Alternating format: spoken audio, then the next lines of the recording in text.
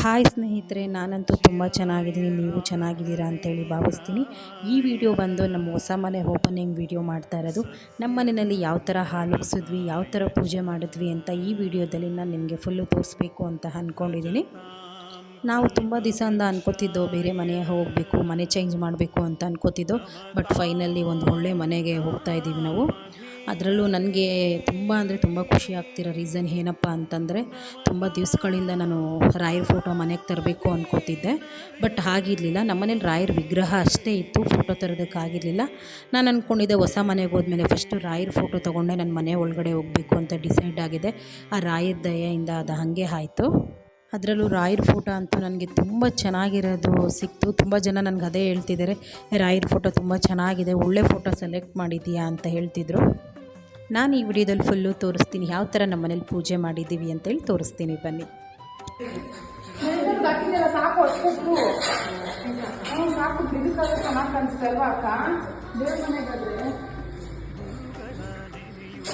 ನಾವಿನ್ನೂ ದೇವರಿಗೆ ಅಲಂಕಾರ ಮಾಡ್ತಿರ್ಬೇಕಾದ್ರೆ ವೆಂಕಟರಮಣ ಸ್ವಾಮಿ ಕಡೆಯಿಂದ ಹೂ ಪ್ರಸಾದ ಆಯಿತು. ಅದು ನನಗೆ ತುಂಬ ಖುಷಿ ಆಯಿತು.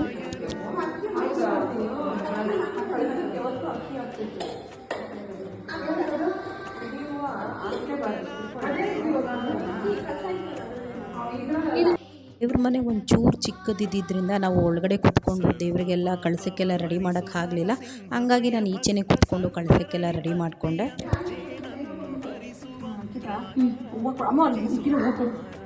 ಅದು ಕ್ರಾಸ್ ಇದೆ ಈಗಿನ ಟೈಮಲ್ಲಿ. ಹಾಂ, ಓಕೆ.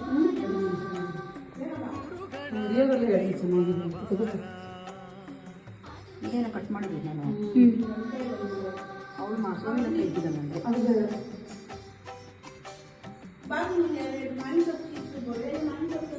ಓಕೆನಾ ಅಂಕಿತಾ? Okay ma'am.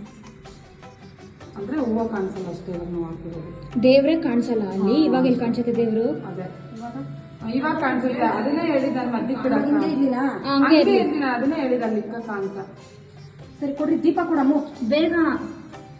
ನಾವು ಫೋಟೋ ಮೇಲೆ ಹೊಡೆದಿದ್ರೆ ನಮಗೆ ಜಾಗ ಸಾಕಾಗ್ತಿತ್ತೇನೋ ಕಳಸ ಎಲ್ಲ ಇಡೋದಕ್ಕೆ. ನಾವು ಕೆಳಗಡೆನೇ ಇಟ್ಟಿರೋದ್ರಿಂದ ಜಾಗ ಒಂಚೂರು ಕಮ್ಮಿ ಆಯಿತು. ಸರಿ, ಇವತ್ತು ಪೂಜೆ ಮುಗಿಸ್ಕೊಂಡು ಆಮೇಲೆ ಒಂದು 2-3 ದಿನ ಆದಮೇಲೆ ಫೋಟೋ ಮೇಲೆ ಹೊಡಿಯೋಣ ಅಂತ ಪ್ಲ್ಯಾನ್ ಮಾಡಿಕೊಂಡು, ಬಟ್ ಆದರೂ ಸ್ವಲ್ಪ ಜಾಗದಲ್ಲೇನೇ ಎಷ್ಟು 1-2 ಜೊತೆ ದೀಪ ಇಟ್ಟು ನೀಟಾಗಿ ಕಳಸ ಎಲ್ಲ ಇಟ್ಟು ತುಂಬ ಅಂದರೆ ತುಂಬ ಚೆನ್ನಾಗಿ ಪೂಜೆ ಆಯಿತು. ನನಗೆ ಈ ಪೂಜೆ ಮಾಡ್ತಿರ್ಬೇಕಾದ್ರೇ ಏನೋ ಒಂಥರ ಪಾಸಿಟಿವ್ ಎನರ್ಜಿ ಬಂತು, ಎಲ್ಲ ಮುಂದಕ್ಕೆ ಒಳ್ಳೇದಾಗುತ್ತೆ ಅಂತ ನನ್ನ ಮನಸ್ಸಿಗೆ ಬಂತು. ಯಾಕಂದರೆ ಪೂಜೆ ಮಾಡಬೇಕಾದ್ರೇ ಕೆಲವು ನನಗೆ ಗೊತ್ತಾಗೋಗುತ್ತೆ.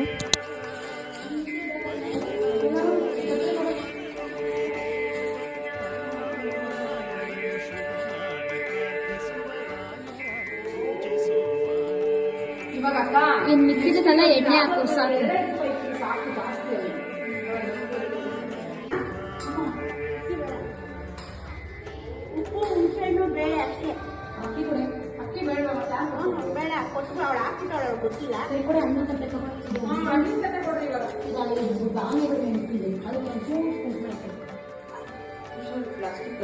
ಬೇಡ ಅಕ್ಕ, ಚೆನ್ನಾಗಿ ಕಾಣಿಸಲ್ಲ. ಸರಿ ಆಯ್ತು, ಚೆನ್ನಾಗಿ ಕಾಣಿಸಲ್ಲ.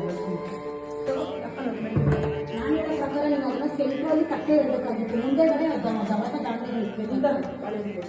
ಹೌದು.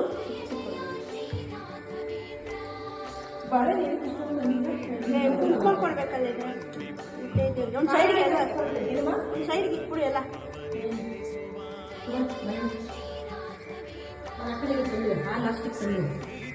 ಸಾಕಾ? ಈಗ ಚಟ್ಟೆ ಇನ್ನೊಂದು ಕೊಡು. ಇನ್ನೊಂದು ಒಂದೇ ಅಷ್ಟೇ.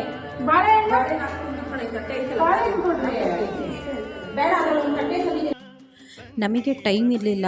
6 ಗಂಟೆಯಿಂದ 8 ಗಂಟೆ ಅಷ್ಟರಲ್ಲೇ ಹಾಲು ಉಗ್ಸ್ಬೇಕಾಗಿತ್ತು. ಬಟ್ ಟೈಮ್ ಕಮ್ಮಿ ಇದ್ದಿದ್ದರಿಂದ ನಾವು 4 ಜನ, ನನ್ನ 2 ತಂಗಿದಿರು, ನನ್ನ ಮಗಳು, ನಾನು, ನಮ್ಮಮ್ಮ ಎಲ್ಲ ಸೇರಿಕೊಂಡು ಬೇಗ ಪೂಜೆಗೆ ರೆಡಿ ಮಾಡಿಕೊಂಡು, ನಮ್ಮಮ್ಮ ಎಲ್ಲ ಹಾಲು ಉಗ್ಸೋದಕ್ಕೆ ರೆಡಿ ಮಾಡಿಕೊಂಡ್ರೆ, ನಾನು ನನ್ನ ತಂಗಿ ಪೂಜೆಗೆ ರೆಡಿ ಮಾಡಿಕೊಂಡು.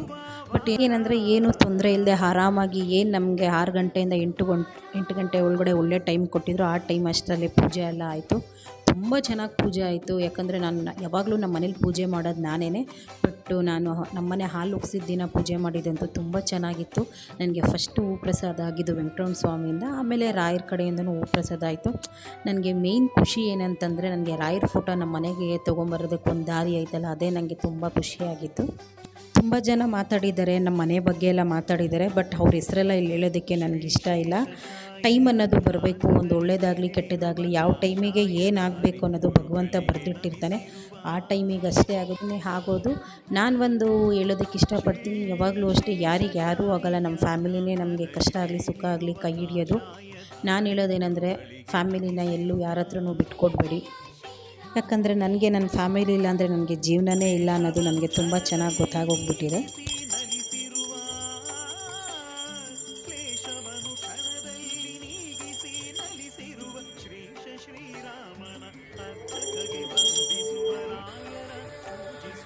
ಒಂದೊಂದ್ಸಲ ಇದು ರೈಟ್. ಫೈನಲಿ ನಮ್ಮ ಮನೆಯಲ್ಲಿ ಪೂಜೆ ಅಂತೂ ಮುಗೀತು. 8 ಗಂಟೆ ಅಷ್ಟರಲ್ಲೇ ಪೂಜೆ ಮಾಡಿದ್ವಿ. ನನಗನ್ನಿಸ್ತಿದೆ ನಾನು ತುಂಬ ಚೆನ್ನಾಗಿ ಪೂಜೆ ಮಾಡಿದ್ದೀನಿ ಅಂತ. ನಿಮಗೆಲ್ಲ ನಾನು ಪೂಜೆ ಮಾಡಿದರೆ ಇಷ್ಟ ಆಗಿದ್ದರೆ ಕಮೆಂಟ್ ಮುಖಾಂತರ ತಿಳಿಸಿ. ಪೂಜೆ ಎಲ್ಲ ಮುಗಿದ ಮೇಲೆ ಎಲ್ಲರೂ ಒಟ್ಟಿಗೆ ಕೂತ್ಕೊಂಡು ಟಿಫನ್ ಮಾಡಿದ್ವಿ. ಯಾಕಂದರೆ ಮನೆ ಶಿಫ್ಟ್ ಮಾಡೋದು ತುಂಬ ಕೆಲಸ ಇತ್ತು. ಹಂಗಾಗಿ ಔಟ್ಸೈಡಿಂದ ಟಿಫನ್ ತೊಗೊಂಡು ಬಂದು ಟಿಫನ್ ಮಾಡಿದ್ವಿ. ನೆಕ್ಸ್ಟು ನಮ್ಮ ಮನೆಗೆ ಯಾರ್ಯಾರನ್ನ ಕರೆದಿದ್ದೀನಿ, ಕುಂಕುಮಕ್ಕೆ ಯಾರ್ಯಾರು ಬಂದಿದ್ರು ಅಂತ ನೆಕ್ಸ್ಟ್ ವಿಡಿಯೋದಲ್ಲಿ ತೋರಿಸ್ತೀನಿ. Thank you so much.